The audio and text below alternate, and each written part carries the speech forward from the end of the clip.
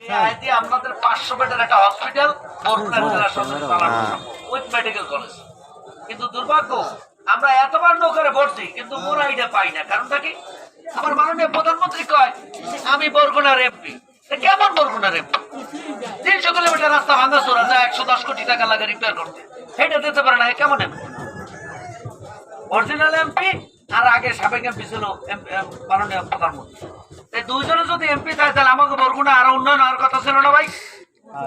তাহলে নানা সমস্যা জর্জরিত কেন? আমাদের দালতলী উপজেলার সাথে নাই একটা ফেরি, ব্রিজ গুলো তো নাই, কপাল পড়ছে। ক্যান্টনমেন্ট হ্যাঁ কপাল পড়ছে, মেডিকেল কলেজ হ্যাঁ কপাল পড়ছে, তারপরে এটা কি কয় ভার্সিটি তো আমাদের হ্যাঁও নাই।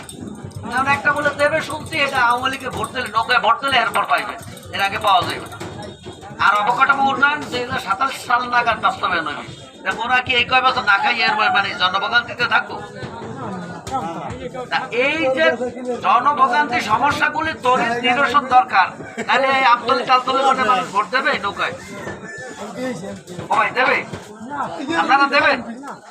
আপনাদের প্রাপ্ত দাবিগুলি যদি কেউ পূরণ না করে তাহলে আপনারা দেবেন ভোট? আপনারা জাগ্রত থাকেন। আমি নির্দলীয় প্রার্থী হিসেবে থাকবো ভাই, আমি কোন সরকারের বিরুদ্ধে যাবো না যতক্ষণ পর্যন্ত আমার প্রাপ্ত চাহিদা আমি পাইলে যাবো না, কিন্তু এর নাইলে আমি যাবো না।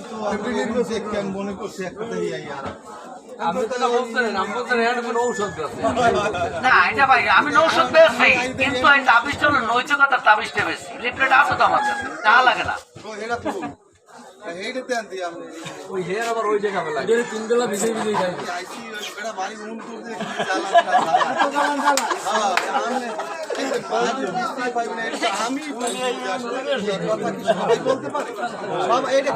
জনগণের মধ্যে কথা বলার ক্যাপাসিটি থাকা লাগে, ক্যাপাসিটি না থাকলে হে এখানে দাঁড়াইতে পারে না।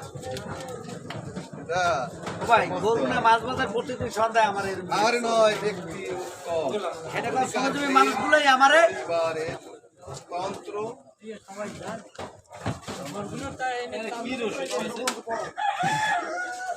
গণতন্ত্র পুনরুদ্ধার গায়ে গাইয়ে নাইল ফলাই দিয়ে নাম্বার দেন না।